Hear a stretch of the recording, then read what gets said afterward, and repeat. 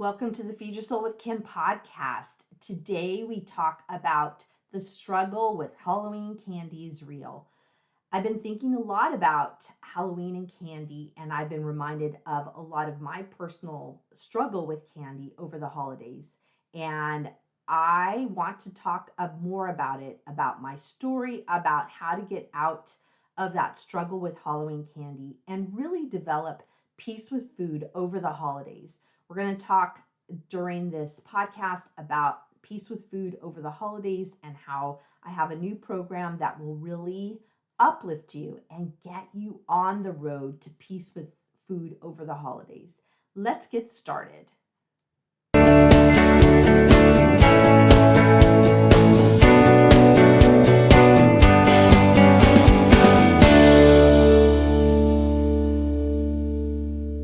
Hey everyone, this is Kim McLaughlin. Welcome to the podcast. I help people when they're struggling with food and feeling overwhelmed with eating and literally how they come to the table. Today, we talk about Halloween candy. It is that time of year when candy is all over the place.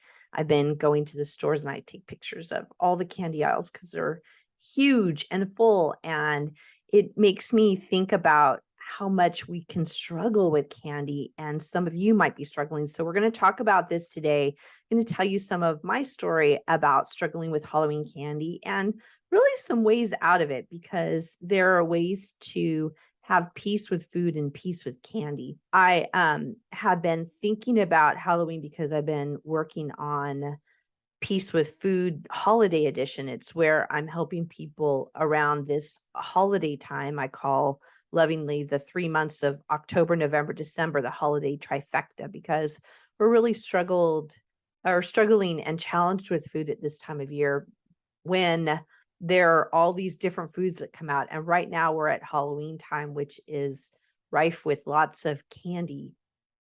And as I've been working on this program, I've been thinking about my struggle with candy, and it might be some of your struggles too, because I do hear people in my office and just on the internet and friends talk about how they buy candy and then it's gone, that they don't feel that they can have candy in the house and feel real compelled to eat it. And that made me really think of my story. When I was single, I struggled with Halloween a lot. One of the things I would do around Halloween is, well, I would buy the candy, and then just like many of you, I would eat the candy well before Halloween and feel really ashamed of myself and ashamed that I couldn't control it. And I thought I should be able to control it, and I didn't know what to do. One of the things I did was I would start working late. I would just stay at the office late on Halloween, and then I wouldn't have to be around. So then I wouldn't have to buy the candy. I wouldn't have to give out the candy. I wouldn't have any candy around. And that worked for a while. And then I came up with an even better plan. Is I started to go to the gym on Halloween night. And I did this for years. I was single for lots of years. And I would go to the gym on Halloween night. And what's interesting about being at the gym on Halloween night is that nobody else is there. It's pretty empty. People are out doing other things. But for me, it was a way to, it wasn't about having to exercise or get, kind of food out of me or work off the food. It was really about avoiding having candy in the house and avoiding giving out the candy. So I figured if I would go to the gym on Halloween night, I wouldn't have to do any of those things and I wouldn't have to think about it. So that was my plan, is I would just go to the gym every Halloween.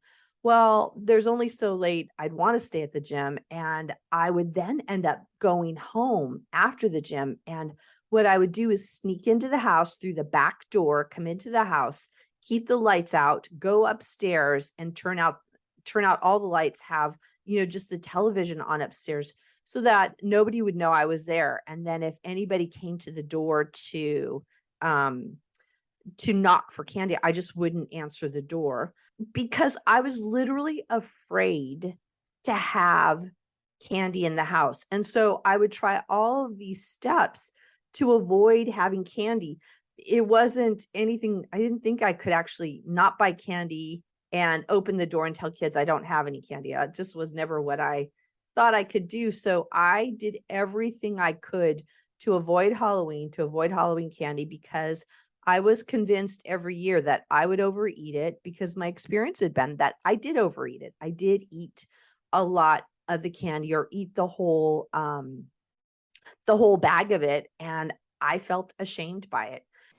Hey everyone, this is Kim, and we are going into the holiday season, and I know the struggle is real around food at holiday time. I have a new program called Peace with Food Over the Holidays. It is 10 lessons that you get to use at will over the holiday season that will help you navigate the holidays, navigate food, and navigate all the areas that can cause difficulties over the holidays. So you get 10 lessons in our private portal. You get 3 group coaching calls where I answer your questions, and a private Facebook group where you get to interact with other people and get really helpful support over this holidays. The program is so affordable. $29 gets you in, gets you access to all of the learning modules. This is a not to be missed. Sign up now. Peace with Food Over the Holidays. Link is in the show notes. Get in now. Then, interestingly enough, is I married a man who loves to give out candy at Halloween. He has candy in the house. He doesn't care. It's fine to have candy in the house. He eats it when he wants. He doesn't eat it all the time. And for me, it was a struggle to have it in the house, because I didn't know what I was going to do with it. And it made me think about Halloween in a different way, or having candy in a different way, because I would watch him and he would have a couple of pieces of candy. I mean, generally he has like a dessert, and that would be a couple of pieces of candy, a dessert. It goes away. He doesn't think about it. It's not constantly in the back of his head. And I found that fascinating. I had never thought that you could just have candy in the house and not eat all of it immediately, that it could last and last, and that you have a little bit here when you want it, and then it's no big deal. Just like having carrots in the house, you just have the carrots and then you don't think about it until you want them again, and then you have them in a couple of days. No big deal. So that was one thing that was really interesting to me, is learning from him how other people manage, or don't even have to manage. They just live with food or with candy around. I found that fascinating. The second thing that happened to me is that I learned about intuitive eating. And when I learned about intuitive eating, I learned about having freedom with food, and not having candy be the villain, that it was just one of the many foods in intuitive eating. We call it fun food. It's a fun food. It's not nutritious, but it's a fun food, and we all get to have fun food. And there's not a restriction on it. It's not good food. It's not bad food. It's just food. It's one of the many types of food that we can have. Just like we don't eat carrots all the time, we're not going to eat candy all the time. So to me, it became like putting food in its proper place is nourishment, and having this whole new idea about food. What I learned with intuitive eating is that if I worked on my mental process about what I was thinking all the time, because what would happen to me is when I had that large bag of candy, I would think about it. I would think about it constantly. I couldn't stop thinking about it. I thought about it so much that I just ate it so that the thought would go away. I'd say, "Oh God, okay, I'm just going to eat it because I've got to get this thought out of my head." And the thought was, "You want it, you're going to have it. Go ahead and eat it. You're going to eat it anyway. So just go ahead and do it." And it was this nagging. And so I ultimately just ate it. I learned through intuitive eating that if I worked on my mental process about what's going on in my mind, that I actually could literally come to the table differently, and then candy would not have this big grip on me. In the process of thinking about all this, I thought, well, what could we do differently over the holidays? What could be a different way to come to the table so that there was literally peace with food over the holidays? And I thought about designing this program that would be a program of lessons, and it would be similar to a challenge, but not challenging, where it would be learning about the different components that gives you peace with food, and then practicing them in a way that feels really doable and manageable. So when we look at peace with food over the holidays, we're really integrating the 6 components that we talk about often on this podcast. And I want to reintroduce those 6 components because when those 6 components are in balance or in synergy, you feel comfortable with food. You can have candy in the house. It's not that big a deal. You can eat it or not eat it as you see fit. So the 6 components are where and we're actually putting them in the Peace with Food over the holiday program, that we're having a look at the physical, where we look at food and candy cravings and desires differently. And really, there are tweaks that you can have that will help you have more peace with food so that this food can be around, but it doesn't feel challenging to you and it doesn't feel overwhelming to you. The second component that we need to look at, whether you're going to come with us and work with Peace on Food over the holidays, or if you do it yourself, is the emotions. And how do you deal with emotions over the holidays? They always come up. I promise you, whether you have family around, whether you have friends around, whether you engage with a lot of people, the feelings come up about what life should be like, or what it used to be like, or what you'd want it to be like, or how it's not enough. All those feelings of kind of less than really show up at some point over the holiday. Remember, the holidays are October, November, December. It's a long period of time that is kind of has these opportunities for sadness, for overwhelm, for emotions to show up. The third component that we look at, that I recommend you look at over this holiday season, is the mental component. This is that part that I was just talking about a little bit ago when I talked about those thoughts that kept coming up to me over and over and over again about how I should eat this food. I want to eat this food. I'm going to eat this food. You're going to do it anyway. And the nagging that my head would have over and over again. And what I know through my personal experience and my experience with hundreds of clients is that there are things to do with those pesky thoughts that really create a difficulty around food and difficulty in your life. The fourth component that I recommend that you look at if you want peace with food over the holidays is to look at your lifestyle and social. And what I'm looking at over this holiday that I'm going to work with everybody on in our Peace with Food over the holidays program is learning how to say no and how to set boundaries. I personally am learning about that more and more daily, about how important it is to decide what I want to say a heck yes to and what I want to say a heck no to, and creating boundaries with other people. We have lots of competing priorities over this holiday time, October, November, December. It doesn't show up just all at once. It shows up sometimes in a slow burn, or with somebody that you know that causes problems, or you feel uncomfortable with. And having boundaries around that is really important, because then you're taking care of yourself. The fifth component that we talk about in Peace with Food over the holidays is mindfulness. And what I'm looking at with everybody this year is how to get more quiet with yourself and how to begin to go inside and be more mindful and purposeful with yourself.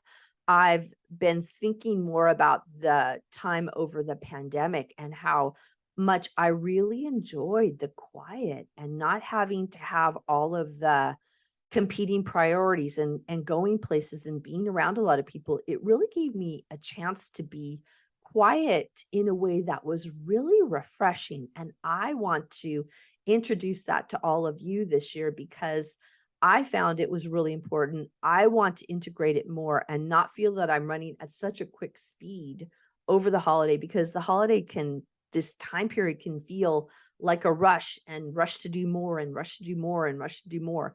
And I'm going to introduce the idea of how to get quiet. And we're going to talk in depth about how we could make that happen. And the sixth component that we talk about in Peace with Food over the holidays is about self-love and really getting clear on your heart and what would be loving for yourself. If I was going to be loving to myself, what would I do? I love that question. It's one of my favorite questions. If I was going to be loving to myself right now, what would I do? Then that combines up with the idea of boundaries. And so if I'm being loving to myself, it might mean I have to say no to you. And what we are going to talk about and what we all need to do is figure out what is right for me. And then how might I say no for you or set a boundary around what other people want me to do that maybe isn't right for me. So these are all these pieces together come together in that kind of synergy where we can have more peace with food and more peace with food over the holidays. And I just want to make mention that it's interesting every time I think about it is like, of these six components, only one time did I talk about food itself. Once in the first was about the physical, about food. And when we look at overeating and what leads us to overeat, food's a small piece of it. The food itself is a small piece. Being compelled to have that candy over Halloween had really little to do with candy and feeling. I know sometimes people talk about like feeling addicted to sugar, or they can't manage it or they can't control it. And I'm here to say that I can have candy or not have candy. It does not have control over me. But when I thought it had control over me, it was because those six components that I've just talked about were not in synergy. They were not aligning together. And so I felt out of control. And that feeling of out of control showed up in me wanting to overeat and overeat candy, most especially. So it's a whole different way of looking at food, and the idea of food restriction really doesn't work. Saying I won't have it, I'm not gonna go anywhere new to it, I'm not gonna buy it because I'm afraid of it. If you don't want to have candy around, that's fine, don't buy any. But if you don't want to have candy around because you're afraid of it, I'm going to challenge that and wonder what's going on for you. And this is where in the Peace with Food over the holidays program, we're going to talk about this and really get into what's right for you and what's not right for you. I hope you join us in Peace with Food over the holidays. I'll have a link in the show notes because it's going to be really good. I didn't tell you how it's incredibly affordable. It's incredibly affordable this year. Look at the link. It's such a little amount of money. There are 10 lessons, all the six components we're going to cover, and it's going to be easy to do and really good doables that will get you on track. In the end, what I wanted to tell you was now we have candy in the house. Actually, I don't think we've bought Halloween candy yet. I don't feel compelled to get it in advance. We'll get it whatever day we get it, but we don't not get it because I'm afraid of having it in the house. It's just like, oh, forgot to get it. We'll get it when we get it. And also, I don't feel afraid of having it in the house. And also, I don't feel afraid of my daughter going out and trick-or-treating and her bringing candy back home. I don't care. She can bring it, and she might let me have some of it. Generally, she does because she doesn't like everything. And I can have it or not have it. And I have a piece or two, and then I'm done. It doesn't overwhelm me. And it's not because I'm restricting. It's because it doesn't have the pull over me like it did when I used to avoid Halloween and avoid Halloween candy. If you're wishing to have peace with food over the holidays, stay tuned. We're going to talk about this more and more because there literally is a way to have peace with food. I promise you, it worked for me. It works for my clients, and it is possible. This is Kim McLaughlin with the Feed Your Soul with Kim podcast. I am so glad you were here today. I look forward to talking with you all further about how to have more peace with food. Bye, everyone. Thank you for joining us on the Feed Your Soul with Kim podcast. We come to you every Monday with fresh new ideas to help you end emotional eating and put food in its proper place as nourishment. Please be sure to subscribe to this podcast and review it and let us know what you think. Thank you for joining us.